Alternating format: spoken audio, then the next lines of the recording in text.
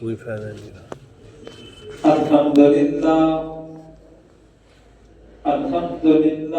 نحمدہ ونستعینہ ونستغفرہ ونعوذ باللہ من شرور انفسنا ومن سیئات اعمالنا من يهده الله فلا مضل له ومن يضلله فلا هادي له ونشهد أن سيدنا ومولانا محمدا عبده ورسوله أما بعد فأعوذ بالله من الشيطان الرجيم بسم الله الرحمن الرحيم إن الله وملائكته يصلون على النبي يا أيها الذين آمنوا صلوا عليه وسلموا تسليما اللهم صل على محمد وعلى آل محمد كما صليت على إبراهيم وعلى آل إبراهيم إنك حميد مجيد اللهم بارك على محمد وعلى آل محمد كما باركت على إبراهيم وعلى آل إبراهيم إنك حميد مجيد صدق الله مولانا العظيم. میرے محترم سامعین گرامی، آج آپ حضرات کے سامنے آخرت کے متعلق ذکر کرنا چاہوں گا. دعا کیجیے اللہ تبارک و تعالی قرآن و سنت کی روشنی میں صحیح اور حق بیان کرنے کی، آپ سب کو سننے کی، اور اللہ تبارک و تعالی ہم سب کو صحیح معنوں میں آخرت کی تیاری کرنے کی توفیق عطا فرمائے. آمین. محترم سامعین گرامی، اللہ تبارک و تعالی نے اس کائنات کو پیدا فرمایا، اس کائنات کو بنایا، اس کائنات کے نظام کو اللہ تبارک و تعالیٰ کی ذات چلا رہی ہے. اور یہ کب تک اس کائنات کا نظام چلتا رہے گا؟ جب تک اللہ تبارک و تعالیٰ چاہیں گے. اور جب اللہ تبارک و تعالیٰ چاہیں گے تو اس سارے سسٹم کو اللہ تبارک و تعالیٰ نے پیٹ لیں گے تو وہ برباد کر دیا جائے گا. جو کچھ ہم دیکھتے ہیں، چاند ہے، سورج ہے، ستارے ہیں، دن رات کا نظام ہے، سالوں کا نظام ہے، دنوں کا، مہینوں کا، ایک ایک پل ہمارا گزر رہا ہے. تو یہ جتنا بھی نظام ہے، اس نظام کو اللہ تبارک و تعالیٰ ایک پل میں لپیٹتے ہیں. اللہ تبارک و تعالیٰ نے قرآن مجید میں قیامت کے مناظر کے متعلق بہت سارے احکامات کا ذکر فرمایا، اور مختلف انداز کے ساتھ اللہ تبارک و تعالیٰ قرآن مجید میں ذکر فرماتے ہیں. سورج کو لپیٹ دیا جانا، سورج کو بے نور کر دیا جانا، پہاڑوں کو ریزوں کی طرح اڑا دیا جانا، کہ کتنے بلند و بالا پہاڑ کہ جنہیں اگر انسان ختم کرنا چاہے ایک پہاڑ کو تو وہ بھی ممکن نظر نہیں آتا. بموں کے بم پھینک دیے جائیں تو وہ پہاڑ ختم ہونے کا نام نہ لے گا. لیکن جب قیامت کا منظر ہوگا تو اللہ تبارک و تعالیٰ فرماتے ہیں کہ یہ دمکی ہوئی روئی کی طرح یہ فضا میں بکھر رہے ہوں گے. جس طریقے سے روئی کو اسے دمکنے والا وہ اسے تیار کرتا ہے تو اوپر فضا میں وہ اس کے ریشے اوپر کی طرف بلند ہوتے ہیں، اڑتے ہیں. تو اس طرح یہ منظر ہوگا قیامت کے دن پہاڑوں کا. تو اللہ تبارک و تعالیٰ نے اس کائنات کے نظام کو ابھی تک چلا رہے ہیں، اور جب تک اللہ تعالیٰ کی چاہت ہوگی، جب اللہ تبارک و تعالیٰ نے ایک وقت جو مقرر فرما رکھا ہے تو اس وقت تک اللہ تبارک و تعالیٰ اس نظام کو اسی طرح چلاتے رہیں.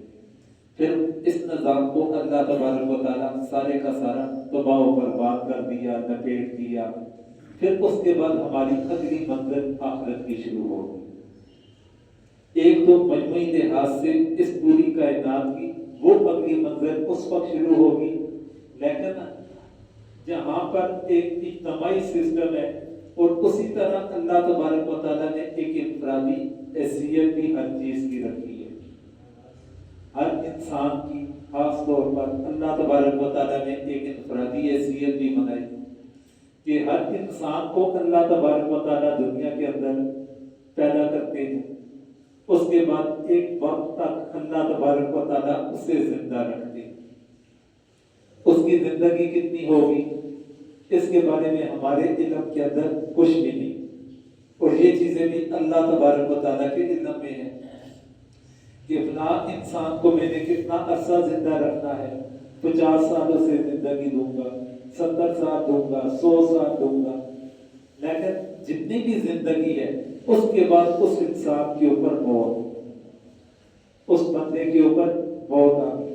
جب ایک انسان کے اوپر موت آ گئی، اس کی آخرت کی منازل شروع ہو گئی، اس کے لیے پھر آخرت کا کام شروع ہو گیا.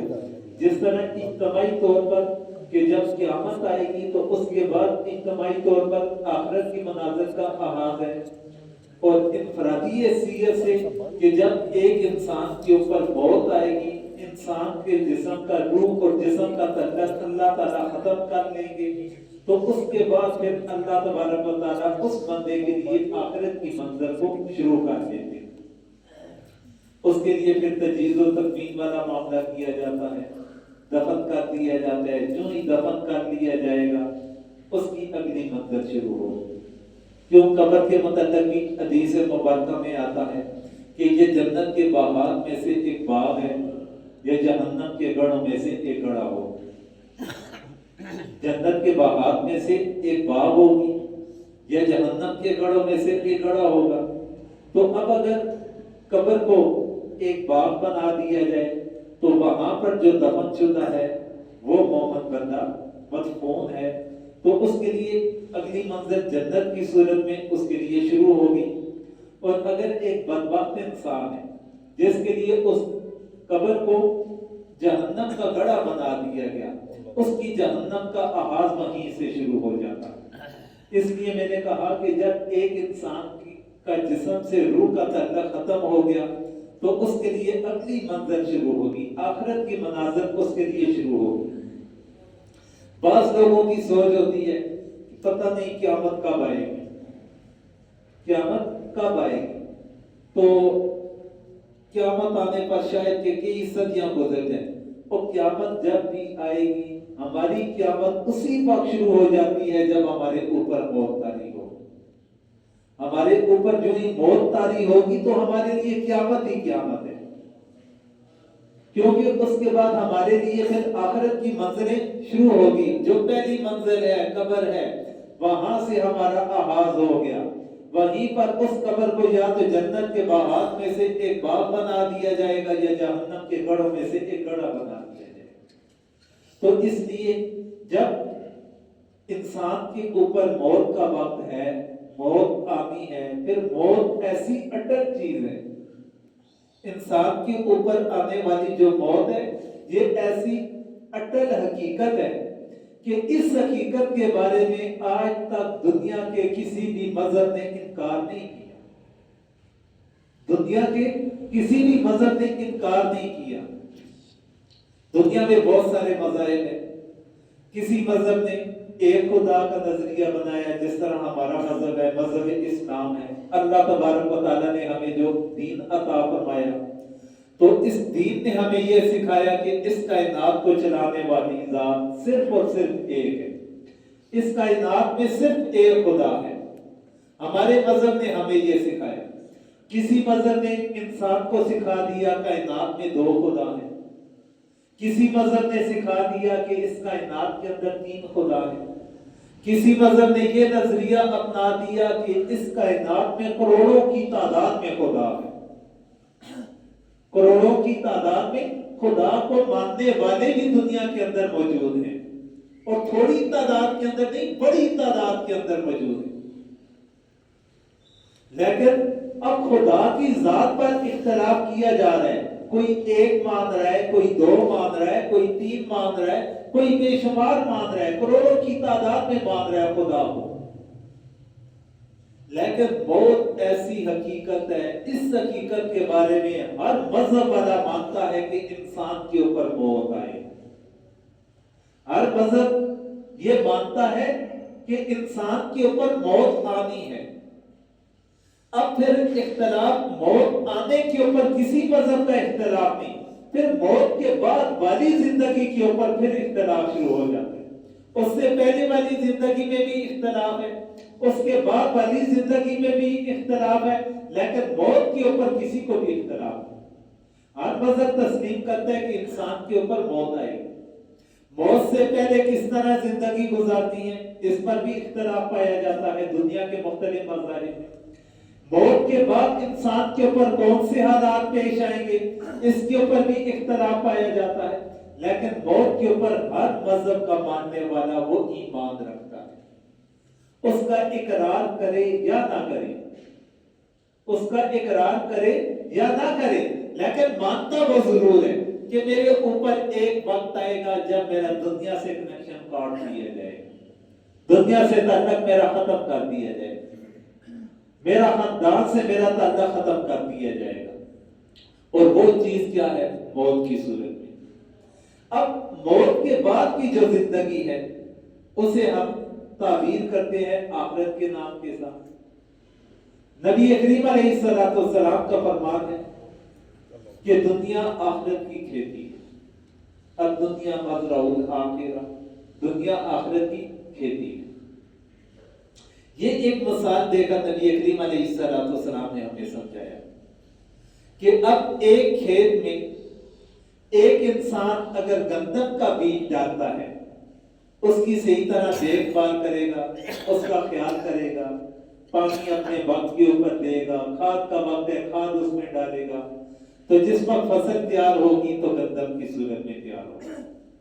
اگر ایک کسان گندم کا دانہ ڈالے، اس کی پرورش، اس کی دیکھ بھال، اس کے اوپر کھاد، اس کے اوپر پانی دینے کے اوقات وہ گندم دینے کے لحاظ سے کرے، لیکن بعد میں وہ سوچے کہ یہاں سے مجھے مکئی ملے گی، تو کہا جائے گا اس سے بڑا بے وقوف اس کائنات میں کوئی نہیں.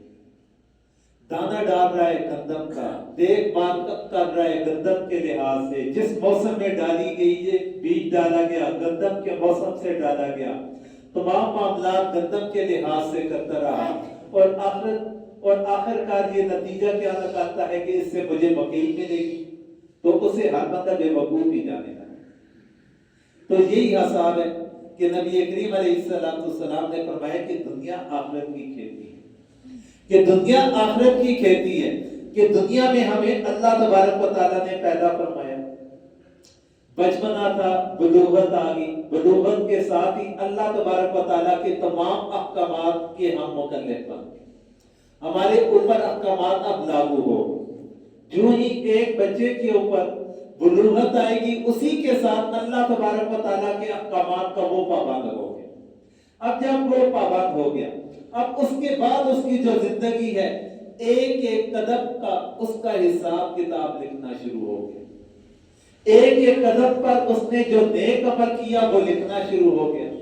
ایک ایک قدم کے اوپر اس نے جو برائی کی اسے احاطۂ تحریر کے اندر لایا گیا، اس کے اعمال نامے کا حصہ بنا دیا گیا.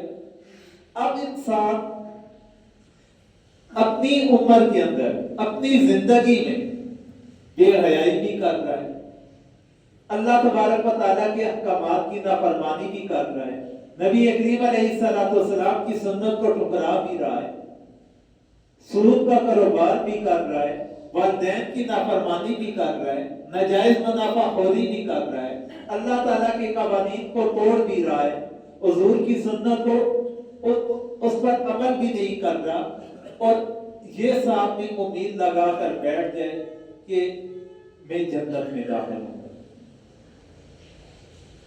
نماز کا وقت ہوا اسے کوئی پرواہ نہیں، رمضان کا مہینہ آیا اسے روزوں کی کوئی پرواہ نہیں، اللہ نے اسے مال و دولت کی وسعت عطا کر رکھی ہے، صحت عطا کر رکھی ہے، حج کرنے کا اس کے دل کے اندر شوق تک پیدا نہیں ہو رہا ہے، اہل باطل اسلام سے ٹکرا رہے ہیں، اس کے دل کے اندر جہاد کا کوئی بھی شوق پیدا نہیں ہو رہا، اللہ اور اس کے نبی کے احکامات کو ٹھکرایا جا رہا ہے، خود اللہ اور اس کے نبی کی تعلیمات پر عمل کر کے دوسرے لوگوں تک پیغام پہنچانے کی اس کے دل کے اندر ذرا حسرت بھی پیدا نہیں ہو رہی، خواہش پیدا نہیں ہو رہی، خود اللہ کے احکامات پر عمل پیرا ہونے کا سوچتا بھی نہیں، حضور کی سنت پر عمل کرنے کا اس کے دل میں خیال تک پیدا نہیں ہوتا، اور پھر امید لگا دے کہ میں جنت میں جاؤں گا، پھر یہ بے وقوفی ایک انسان کی بنے گی یا نہیں؟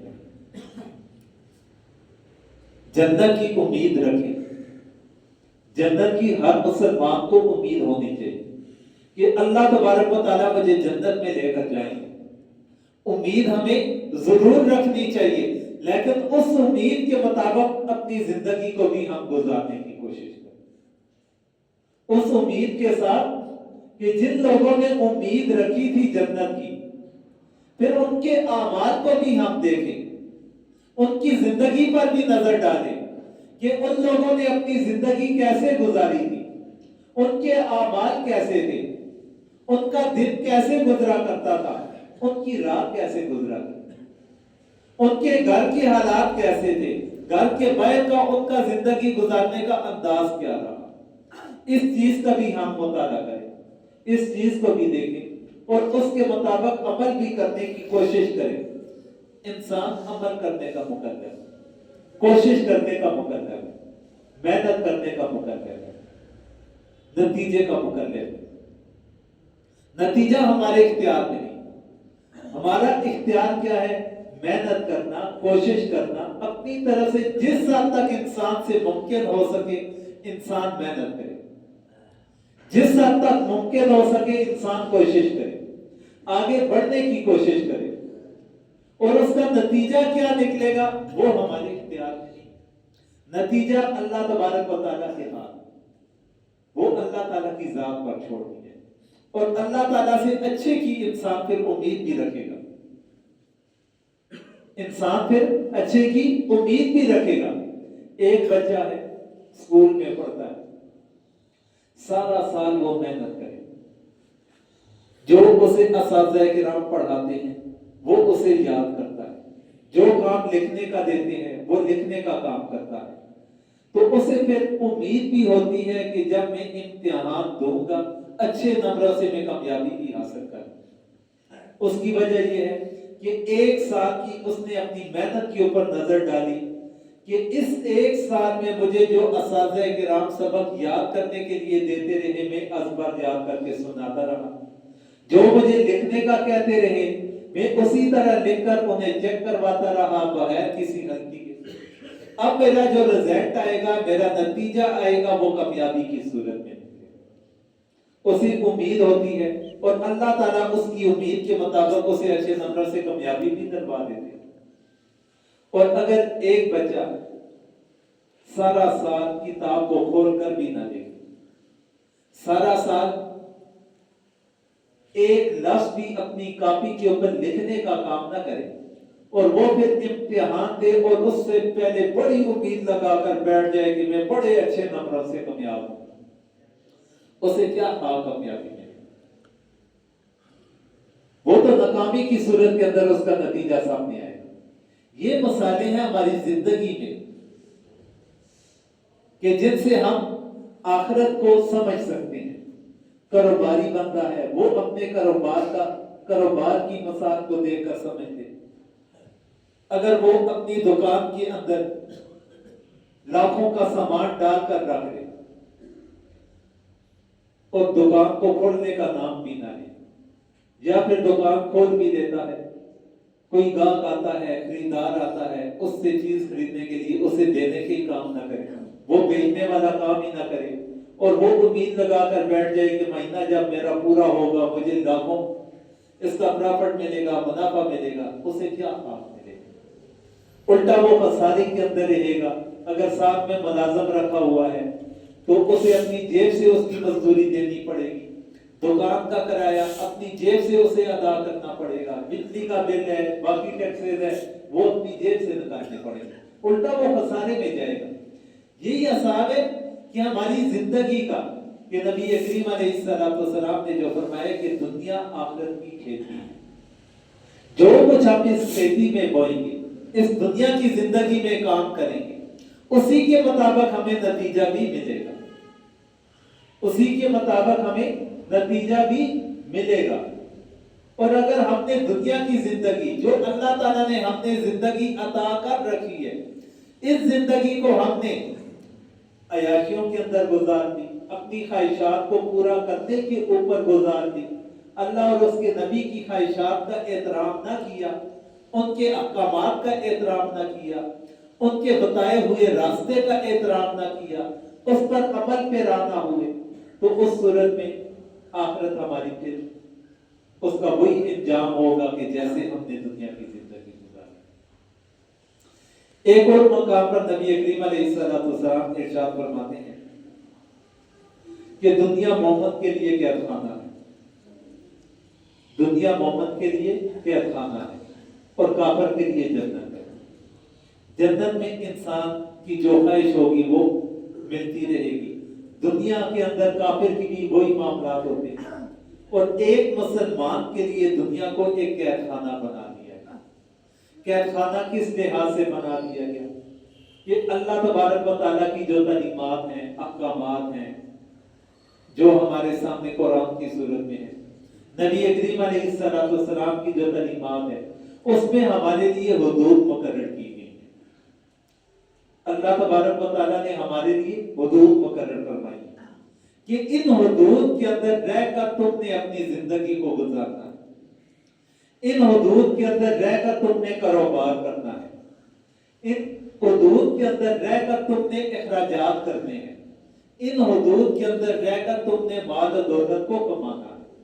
اللہ تبارک و تعالیٰ کی تعلیمات، نبی کریم علیہ السلام کی تعلیمات یہ چیزیں ہمیں بتاتی ہیں کہ کون سے ذرائع سے ہم نے مال و دولت کو کمانا ہے، کن ذرائع کے اوپر پھر ہم نے خرچ بھی کرنا ہے، کن ذرائع سے کمانا ہے اور کن ذرائع کے اوپر ہم نے خرچ بھی کرنا ہے۔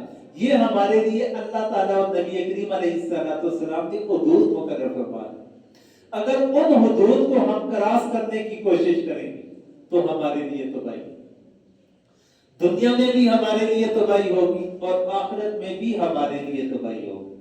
اور جو ان حدود کی پاسداری کرتا ہے، اس دائرے کے اندر اپنے آپ کو محدود رکھتا ہے، تو یہ ہمارے لیے ایک قید خانہ بن گیا۔ جو اللہ تبارک و تعالیٰ کی طرف سے ہمارے لیے حدود مقرر ہے، وہ ہمارے لیے ایک جیل کی دیوار ہے۔ اس دیوار کے اندر رہ کر ہم نے اس زندگی کو گزارنا ہے، اور جس وقت اس جیل کی دیوار کو کراس کرنے کی کوشش کریں گے تو ہمارے لیے تباہی۔ تو نبی کریم علیہ السلام نے اسی طرف اشارہ فرمایا کہ دنیا مومن کے لیے قید خانہ ہے۔ ہم اپنے آپ کو آزاد نہ سمجھیں اس درجے میں کہ جو دل نے چاہا تو وہ کام کر لیا، جس چیز کی خواہش پیدا ہو وہ ہم کر لیں۔ اس حد تک آزادی ہمیں اسلام نہیں دیتا۔ اسلام آزادی دیتا ہے، اپنی حدود کے اندر رہتے ہوئے آزادی دیتا ہے۔ کچھ قیود مقرر کی ہیں، حدود مقرر کی ہیں، اللہ تبارک و تعالیٰ کی طرف سے ہیں، نبی کریم علیہ السلام کی طرف سے ہیں۔ ان حدود کے اندر رہتے ہوئے ہم اپنی زندگی گزاریں گے تو ہمارے لیے پھر آخرت کی مناظر بھی آسان ہوں۔ اللہ تعالیٰ سے ہمیں پھر امید لگانی بھی چاہیے کہ جس وقت ایک انسان اللہ اور اس کے رسول کی تعلیمات پر عمل پیرا ہوتا ہے تو اللہ تبارک و تعالیٰ پھر سے امید بھی انسان لگاتا ہے کہ اللہ تعالیٰ مجھے ضرور جنت میں لے کر جائے۔ اور یقینی بات بھی ہے کہ اللہ تبارک و تعالیٰ سے بڑا انصاف کرنے والی ذات کوئی نہیں۔ اللہ تبارک و تعالیٰ سے بڑا انصاف کرنے والی ذات، عدل کرنے والی ذات اللہ تعالیٰ سے بڑھ کر اس کائنات میں کوئی نہیں۔ اور اللہ تبارک و تعالیٰ تو ایک ذرے کے برابر بھی کسی انسان کے اوپر ظلم نہیں کرتے۔ ظلم ہم اپنی ذات پر خود کرنے والے ہیں، اللہ تعالیٰ یہ بھی فرماتے ہیں۔ اللہ تعالیٰ انسان کے اوپر ظلم نہیں کرتے، بلکہ انسان اپنی ذات پر خود ظلم کرتا ہے جب اللہ تعالیٰ کی بات کو نہیں مانیں گے، اللہ تعالیٰ کے احکامات کو نہیں مانیں گے۔ اللہ تعالیٰ نے ہمیں بتا تو دیا، میری بات کا انکار کرو گے تو جہنم تمہارا ٹھکانہ ہے۔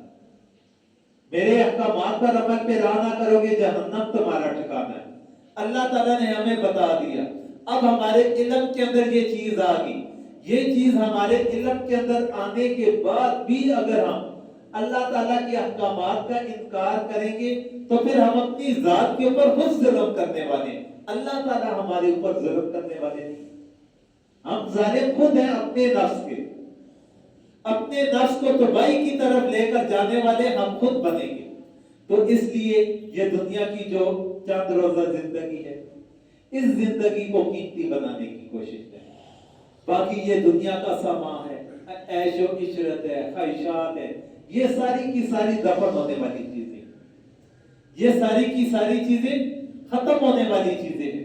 ان چیزوں کے پیچھے ہم بھاگ کر اپنی آخرت کو تباہ نہ کریں۔ کوئی بھی کام کرنے سے پہلے ہمیں اسی بارے میں سوچنا چاہیے کہ یہ کام ہمارے لیے آخرت کے لحاظ سے کس نوعیت کا کام بنے گا، ہمارے لیے بہتر ہے یا ہمارے لیے ناکامی کا ذریعہ بنے گا۔ ان چیزوں پر سوچ و بچار کریں گے، غور و فکر کر کے ایک ایک قدم ہم اٹھانے کی کوشش کریں تو انسان دیکھے کہ اپنی زندگی میں کس طرح آہستہ آہستہ تبدیلی پانا شروع کر دے۔ خود بخود انسان کی سوچ کے اندر تبدیلی آئے گی، انسان کے راستے میں تبدیلی آئے گی، اور اپنے آپ کو وہ قرآن و سنت کے مطابق ڈالنے کی کوشش کرے گا۔ جب ہم قرآن و سنت کے مطابق ڈالنے کی کوشش کریں گے تو ہماری کامیابی کا آغاز ہو جائے، اور اللہ تعالیٰ پھر ہمارے لیے آسانی بھی فرمائیں گے، اور ہمارے لیے اللہ تعالیٰ جنت کی بھی ہم اللہ تعالیٰ سے امید لگا سکتے ہیں۔ اور آخر میں ذکر کرنا چاہوں گا موجودہ حکومت کے حوالے سے کہ جس طرح مہنگائی حد سے زیادہ بڑھا، خدا را غریب عوام کا کچھ سوچیں، غریب عوام کا سوچیں۔ اپنی عیش و عشرت کے دروازوں کو وہ بند کرے گا، عیش و عشرت کے دروازوں کو بند نہیں کیا جا رہا۔ اپنی سہولیات، اپنے مفادات، وہ آئے روز اس کے اندر اضافہ ہی ہوتا رہتا ہے۔ 200 گنا 300 گنا اپنی تنخواہوں کے اندر وہ لوگ اضافہ کرتے رہتے ہیں آئے روز، کہ ہمارا اتنی تھوڑی تنخواہ کے اندر 20-25 لاکھ میں مہینہ نہیں گزر سکتا، اور 20-25 ہزار میں ایک بندہ اپنے گھر کا چولہا کیسے چلائے گا۔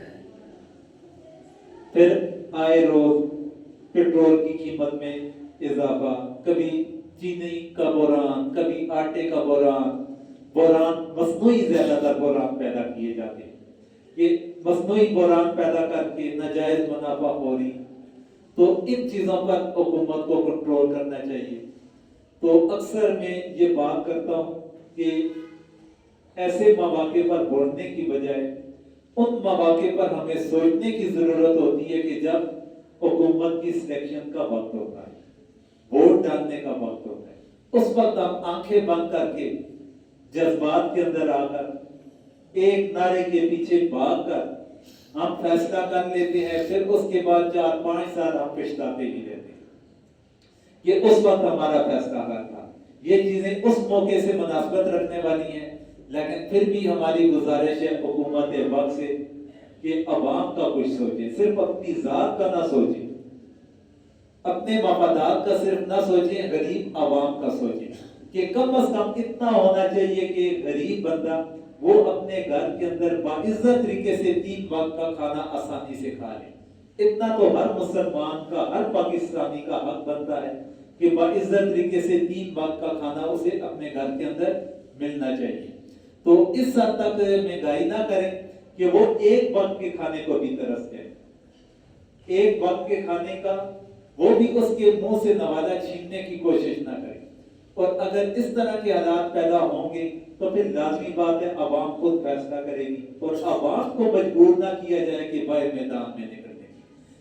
دعا کریں جو کچھ ہم نے سنا ہے، یا اللہ سمجھنے کی توفیق عطا فرما، یا اللہ ہم سب کو عمل کرنے کی توفیق عطا فرما، یا اللہ ہمیں آخرت کی صحیح طرح تیاری کرنے کی توفیق عطا فرما، یا اللہ ہمارے حکمرانوں کو ہدایت عطا فرما، یا اللہ ہمارے حکمرانوں کو اپنی عیاشیوں کو ختم کرنے کی توفیق عطا فرما، یا اللہ غریب عوام کا انہیں سوچنے کی توفیق عطا فرما، یا اللہ غریب عوام کے ساتھ تعاون کرنے کی توفیق عطا فرما، یا اللہ ہر مشکل کو آسان فرما، یا اللہ ہر پریشانی کو دور فرما۔ وصلی اللہ تعالی علی خیر خلقہ محمد وعلی آلہ واصحابہ